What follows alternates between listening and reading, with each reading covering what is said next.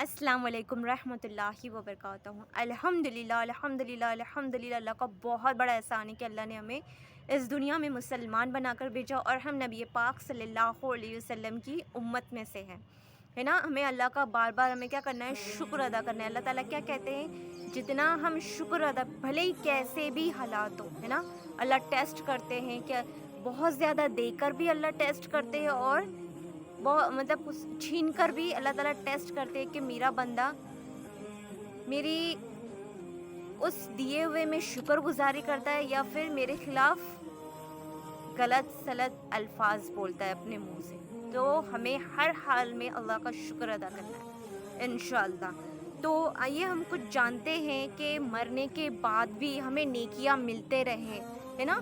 ایسے کون سے کام ہیں جس کی وجہ سے مرنے کے بعد بھی ہمیں نیکیاں حاصل ہوتے رہیں؟ آئیے میں آپ لوگوں کو بتاتی ہوں۔ کسی کو قرآن مجید خرید کر دینا، اگر ہم قرآن شریف خرید کر مسجد میں دیتے ہیں یا کسی غریب کو دیتے ہیں، ہے نا، جو پڑھتا ہے نا، تو اگر ہم اس دنیا سے چلے گئے اور جس کو ہم نے قرآن شریف خرید کر دیا ہے، تقسیم کر کے دیا ہے، تو وہ اگر جب تک کہ قرآن کھول کر پڑھتا رہے گا تو ثواب ہمارے نام اعمال میں لکھا جائے گا، ہے نا، تا قیامت تک۔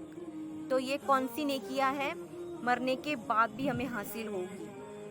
اور ہسپتال میں ہم ویل چیئر وغیرہ دیتے ہیں، دیکھیے ہسپتال ہے اور اس میں نا ویل چیئر وغیرہ مریضوں کے لیے بہت ضروری ہوتا ہے، اور بھی کوئی بھی بہت سی چیزیں ہوتی ہے، کمبل ہے، یہ ہے نا، بہت سی چیزیں ہوتی ہے۔ اگر ہم نے ہسپتال میں ویل چیئر وغیرہ، کمبل وغیرہ دیا، ہے نا، تو جب تک کہ وہ چیزیں وہ لوگ استعمال کرتے ہیں نا، تو ہمارے نام اعمال میں کیا لکھی جاتی ہے؟ نیکیاں لکھی جاتی ہے۔ تو اگر ہم اس دنیا سے چلے بھی جاتے ہیں تب بھی نیکیاں لکھی جا رہی ہے، سبحان اللہ، ہے نا۔ اور مسجد کی تعمیر میں حصہ لینا، جس سے کہ مسجد کا کام ہو رہا ہے نا، اگر ہم نے اس میں حصہ لیا، مسجد کی تعمیر میں کچھ، اگر اللہ نے جو ہمیں دیا ہے، اگر ہم وہ اس پیسے سے اگر مسجد کی تعمیر کرواتے ہیں، ہے نا، تو یہ بھی ہمارے مرنے کے بعد کیا ہوگا؟ کام آئے گا۔ اس کا بھی ثواب ہمارے نام اعمال میں مرنے کے بعد بھی لکھا جائے گا، جب تک کہ اس مسجد میں لوگ نماز پڑھتے رہیں گے، ہے نا، وہ مسجد جب تک کہ ہے تب تک کہ ہمیں ثواب ملے گا انشاءاللہ، سبحان اللہ۔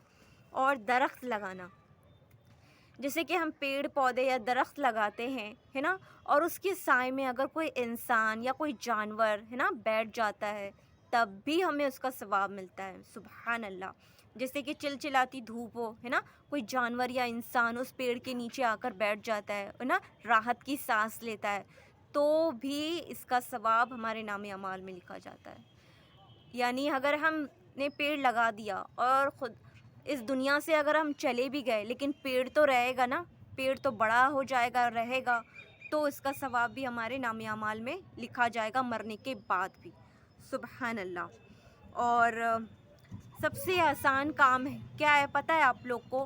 جس طریقے سے میں آپ لوگوں کو بتا رہی ہوں، ہے نا، اس پر عمل کرتے ہوئے اگر ہم نے یہی پیغام دوسروں تک پہنچایا، ہے نا، دوسروں کو شیئر کیا، دوسروں کو بھی بتایا، تب بھی اگر اس میں سے کسی نے بھی ایک عمل کر لیا نا، تو آپ کو اس کا ثواب مرنے کے بعد بھی ملے گا۔